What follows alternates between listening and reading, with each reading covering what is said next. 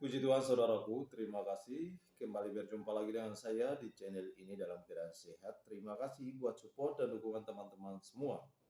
Di sini saya akan membagikan sebuah video yaitu Dr. Bambang Nursena dalam orasi kebangsaannya, ya, di mana di HUT Polri atau acara Natal Polri, Bambang Nursena telah memberikan pernyataan-pernyataannya dan sangat intelektual sekali. Ya, mari kita simak langsung apa yang disampaikan oleh Bambang Nursena dalam acara ini.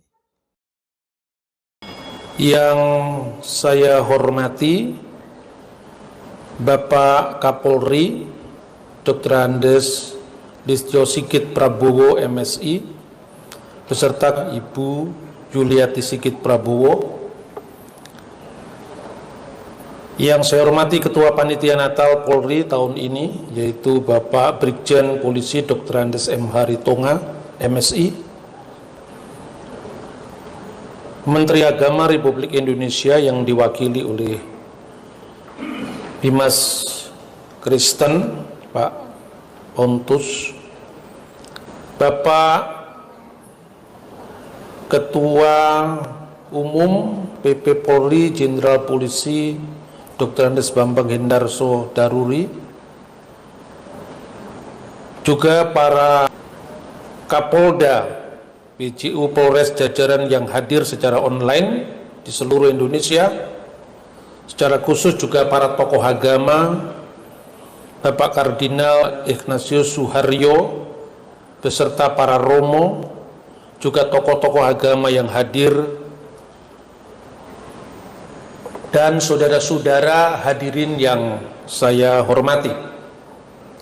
Pertama-tama saya harus sampaikan bahwa saya belajar teologi, saya belajar sejarah, namun sesungguhnya berkali-kali saya ralat bahwa saya bukan seorang pendeta,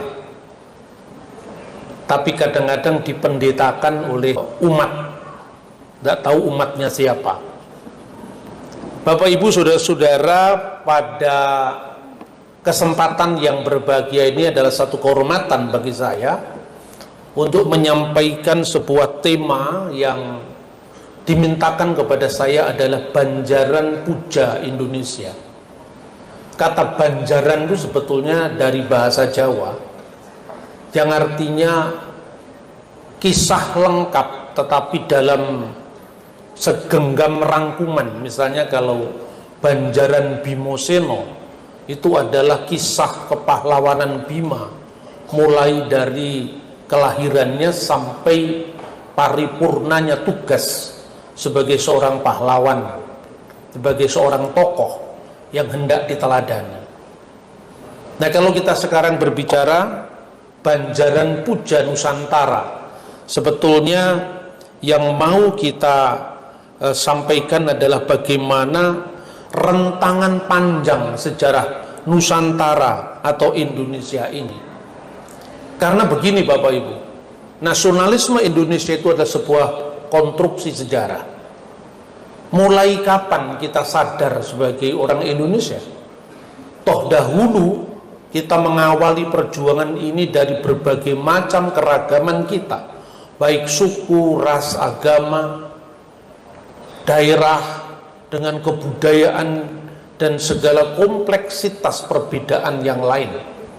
Kita berangkat dari orang Jawa dengan Yong Jawa, orang Sumatera, Yong Sumatera, Yong Celebes, Yong Ambon.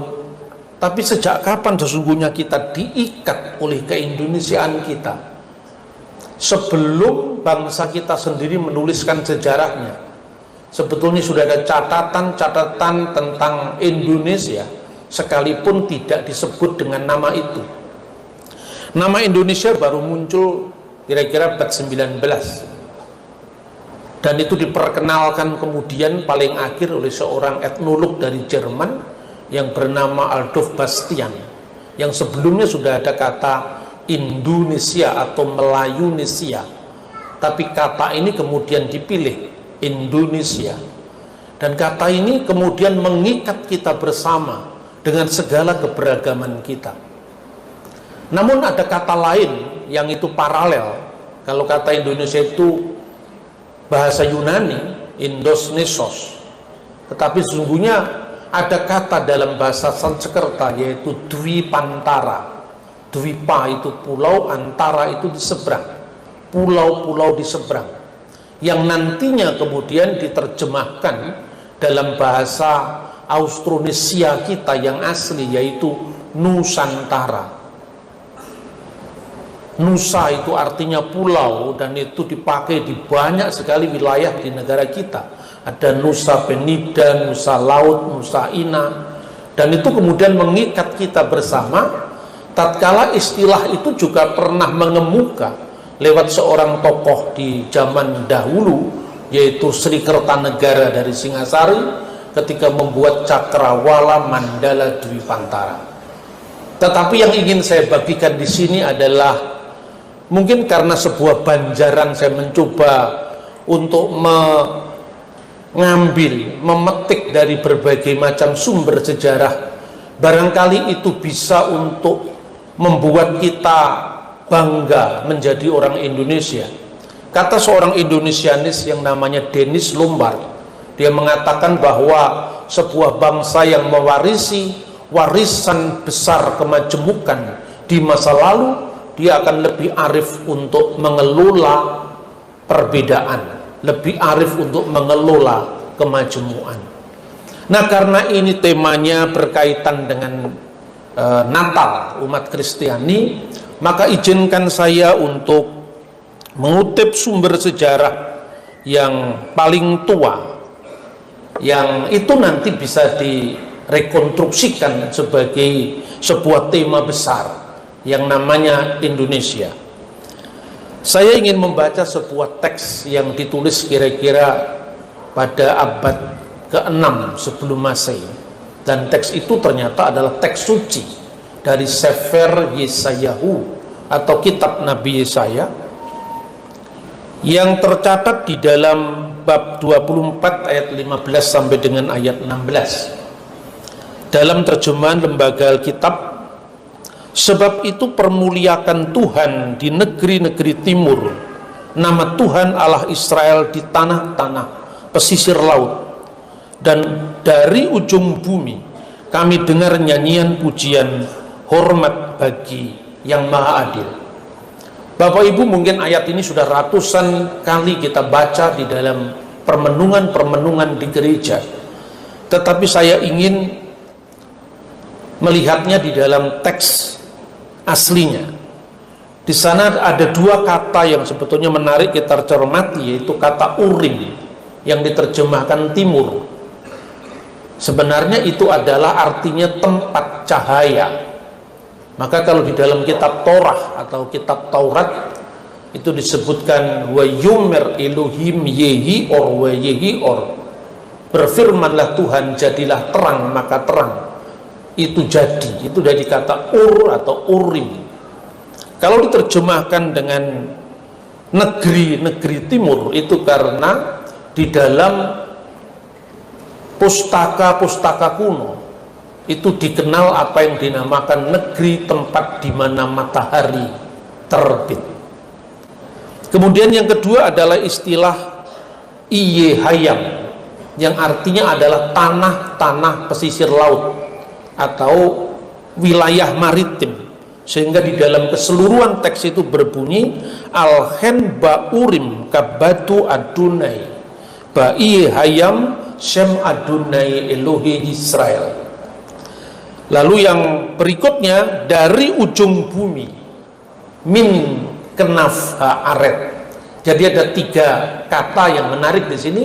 Yang pertama adalah urim atau kota tempat cahaya itu muncul. Yang kedua adalah Iyehayam, tanah-tanah pesisir, dan yang ketiga adalah kenaf haaret, yaitu ujung bumi.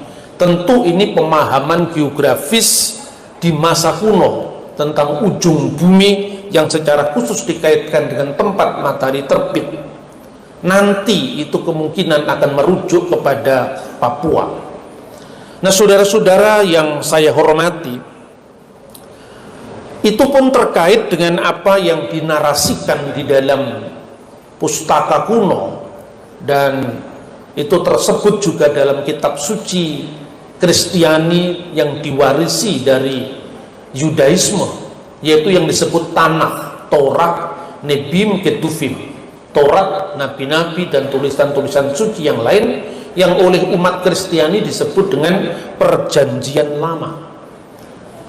Narasi itu berkaitan dengan Raja Salomo atau Nabi Sulaiman dalam istilah yang lebih populer dalam bahasa Arab.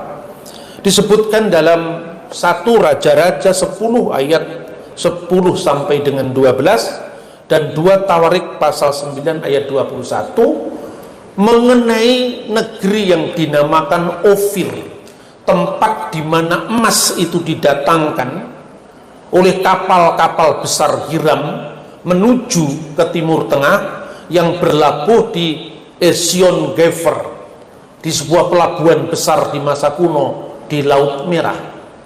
Nah, yang dipertanyakan Ofir itu letaknya di mana? Ini sesungguhnya menjadi bahan permenungan panjang saya sejak 100 tahun memperingati kebangkitan nasional. Waktu itu acara juga dirayakan di Jogja bersama Sri Sultan, dan juga salah satu penggagasnya adalah seorang sahabat dan senior saya, Romo Rohadi Witatto, yang juga hadir pada saat ini. Waktu itu kita menggumuli tempat Ofir itu kira-kira di mana. Lalu saya membuka catatan-catatan sejarah. Yang pertama, catatan dari seorang sejarawan Yahudi yang menulis tahun 90 Masehi dalam bukunya yang berjudul Sejarah Kuno Bangsa Yahudi, buku yang ke-8 bab 6. Di situ disebutkan tentang Operion, yaitu Ofir, yang dikatakan yang kini atau pada masanya Yosefus abad pertama itu disebut De Krisingin, adalah bumi emas, kuno menen indikes estin auto, yang sekarang disebut bumi emas yang adalah koloninya bangsa India. Nah, ini cukup menarik karena Ofir, tempat emas yang dipersembahkan kepada Raja Salomo atau Nabi Sulaiman, itu asalnya dari Ofir. Dan ketika Santo Hieronymus pada abad keempat kira-kira tahun 380 menerjemahkan pustaka suci Alkitab menjadi Vulgata atau Biblia Sacra Vulgata dalam bahasa Latin, yang diterjemahkan selama 26 tahun di kota suci Bethlehem, di mana kata Opir itu diterjemahkan dengan India. Misalnya di dalam tulisan Santo Hieronymus itu disebutkan bahwa dia mengutip dari kitab Ayub, kitab Nabi Ayub pasal 28-16, di mana teks dalam bahasa aslinya Ibrani Lu Suleh Biketem Ofir diterjemahkan dengan non conferentur tinci India coloribus, yang artinya ia tidak dapat dinilai dengan emas dari India.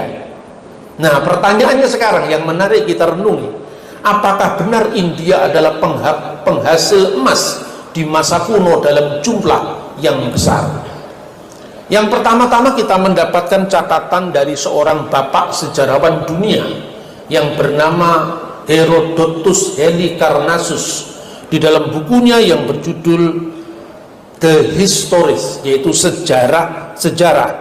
Dia menulis tahun 430 sebelum Masehi, dan dia mengatakan kenapa India memiliki emas dalam jumlah yang besar untuk memenuhi pasar dunia kuno pada saat itu, karena di bagian timur dekat matahari terbit mereka memiliki sebuah koloni, sebuah pulau yang sepenuhnya itu berpasir-pasir, dan apabila itu diambil itu akan menghasilkan emas. Dari situlah India menyiapkan emas untuk pasar dunia. Jadi artinya bahwa India sendiri disebutkan memiliki koloni di sebelah timur. Namun pertanyaannya, apakah benar Indonesia itu adalah koloninya India? Nah, saya harus banyak bertanya ini kepada para sahabat dari agama Hindu, khususnya dari para senior, ya, apakah benar Indonesia itu adalah koloni dari India? Saya membaca Srimad Walmiki Ramayana yang ditulis kira-kira tahun 150 Masehi. Ketika Rama kehilangan istrinya, yaitu Dewi Sita, bahasa Jawanya Sinto, lalu dia mengirim dutanya ke berbagai penjuru, termasuk penjuru timur. Nah, duta itu dipimpin oleh Sugriwa atau Sugriwa. Dan dalam Srimad Walmiki Ramayana itu dikatakan, Yatna Wanto Jawa Dwipam, jelajahilah pulau Jawa, Nusa Jawa, Sapta Raju Pasobitam.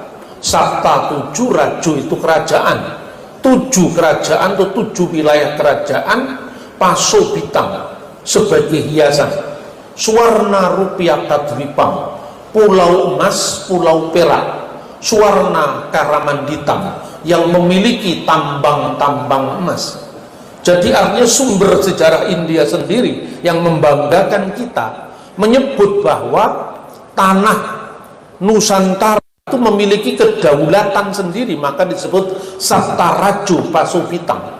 Dan di mana wilayah besarnya, tatkala Srimad Walmiki juga menyebutkan Jawa Dwipa Matikramya Sisro Nama Parwata, ujung paling timur dilihat, ujung paling jauh dilihat dari Jawa itu ada gunung, dan gunung itu sangat tinggi. Dalam uraian selanjutnya, dalam deskripsi selanjutnya, bersalju, dan itu sampai menyangkut langit.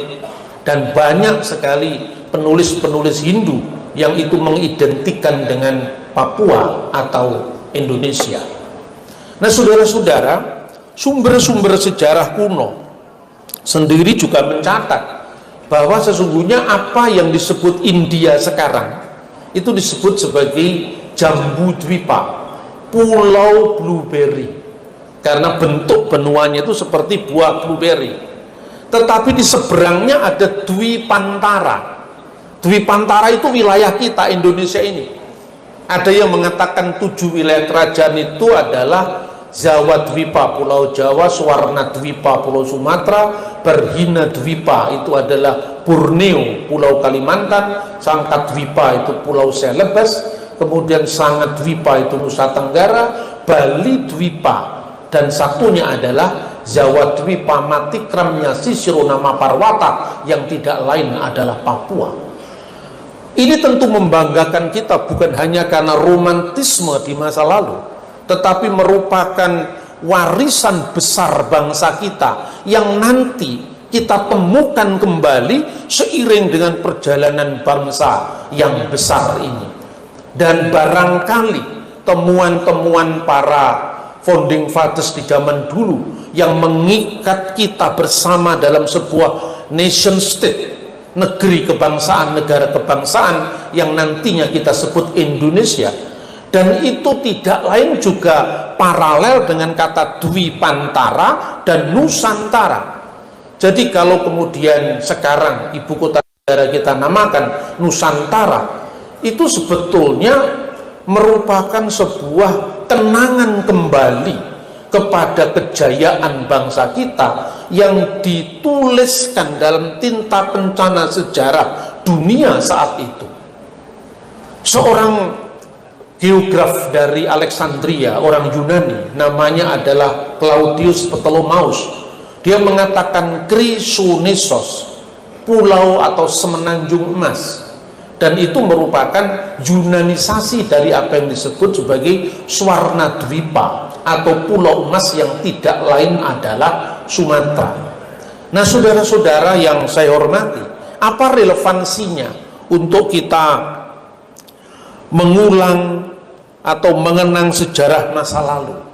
Saya kira bukan kita untuk merekonstruksi masa lalu, tetapi itu tadi, mensyukuri warisan kejayaan kita adalah memupuk rasa patriotisme dan menjadikan kita ini mongkok bangga memiliki warisan negara yang begitu besar yang kita kelola dengan arif karena warisan kemajmuan kita.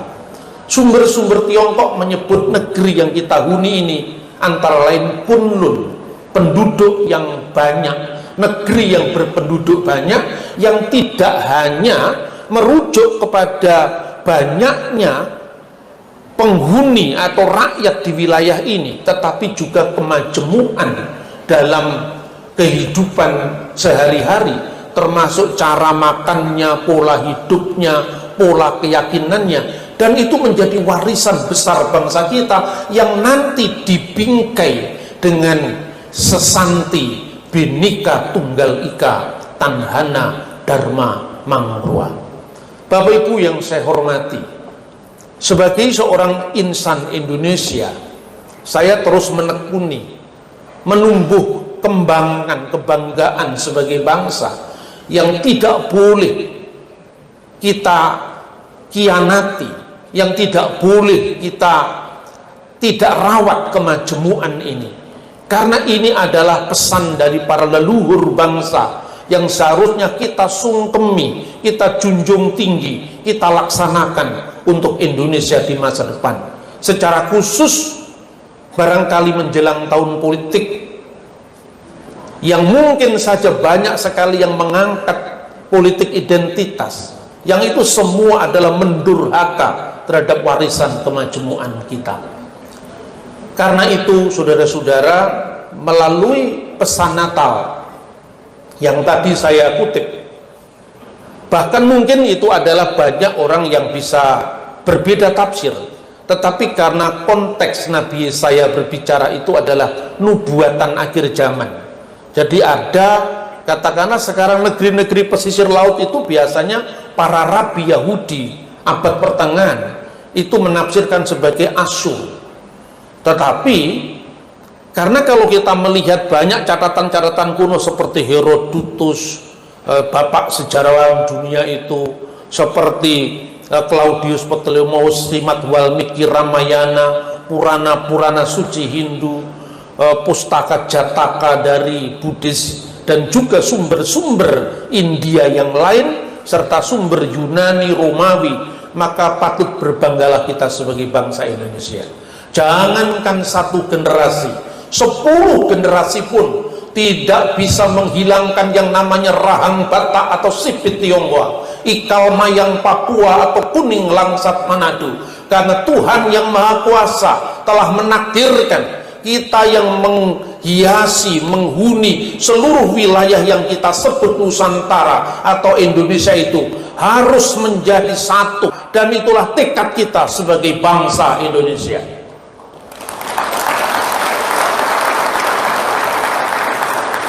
Terakhir saudara-saudara, saya ingin membingkai apa yang saya sampaikan ini dengan sebuah bentuk tembang mocopat.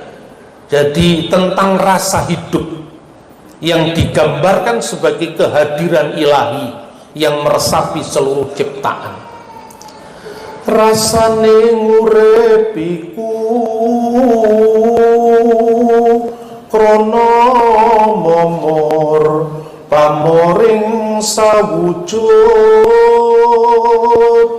wujud olah sumrambah ngalam sakalir, lir manis kelawan madu endi rasa ne ing kono. Jadi rasa hidup saudara-saudara itu berada di mana-mana karena merupakan cerminan dari kehadiran Tuhan.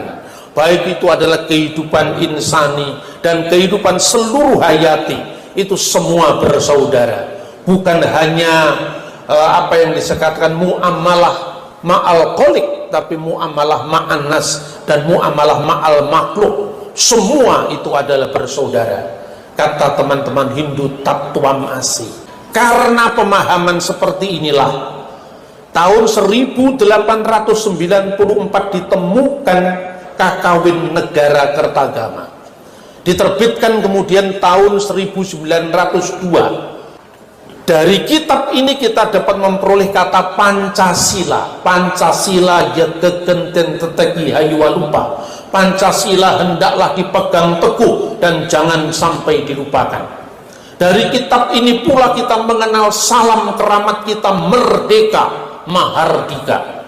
Dan juga saudara-saudara, penemuan ini menunjukkan sebuah wilayah yang kemudian mengikat para founding fathers kita, mewarnai perbincangan-perbincangan di BPUPKI tentang wilayah Indonesia. Jadi secara berurutan, lahirnya Budi Utomo tidak lain disemangati oleh penemuan negara Kertagama, sehingga R. Supomo mengatakan seandainya kakawin ini tidak ditemukan, mungkin Budi Utomo tidak berdiri. Dan yang kedua, penemuan Candi Borobudur pada zaman Raffles. Lalu dia mengatakan, di mana budi utama kita yang mulia itu, yang pernah melahirkan sebuah prestasi besar peradaban, membangun Borobudur, membangun Prambanan.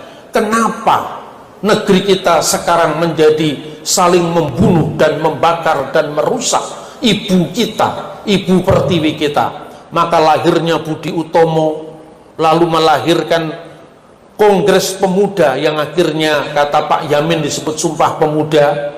Kemudian lahirnya Proklamasi 17 Agustus 45. Itulah sebagai bentuk rediscovery of our nation, yang dahulu disebut Dwipantara, lalu Nusantara, dan sekarang kita sebut Indonesia.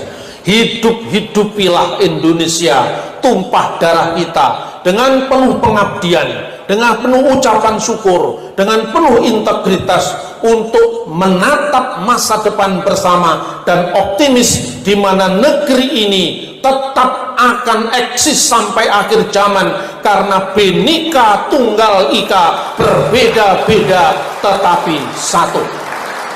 Terima kasih Bapak Ibu, terima kasih saudara-saudara, dan izinkan saya memekikkan salam keramat kita. Merdeka! Merdeka! Terima kasih. Shalom. Assalamualaikum warahmatullahi wabarakatuh. Rahayu.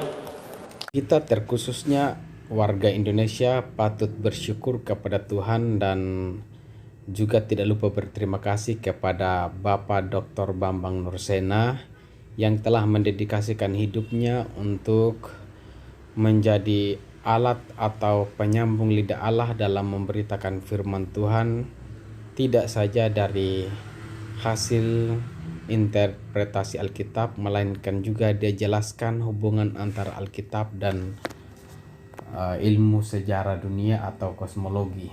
Teman-teman sekalian, pada saat-saat ini kita perlu untuk belajar dan mendengarkan setiap wawasan yang dibagikan oleh para intelektual sejarah, supaya kita tidak menafsirkan Alkitab semau gue, melainkan kita menafsirkan Alkitab berdasarkan sudut pandang objektivitas, sehingga kita tidak selalu berasumsi, tidak sama seperti orang lain yang tidak terpelajar. Mereka menafsirkan Alkitab sesuai pandangan mereka sendiri dan mereka tidak mau menerima kenyataan kebenaran yang ada di dalam Alkitab.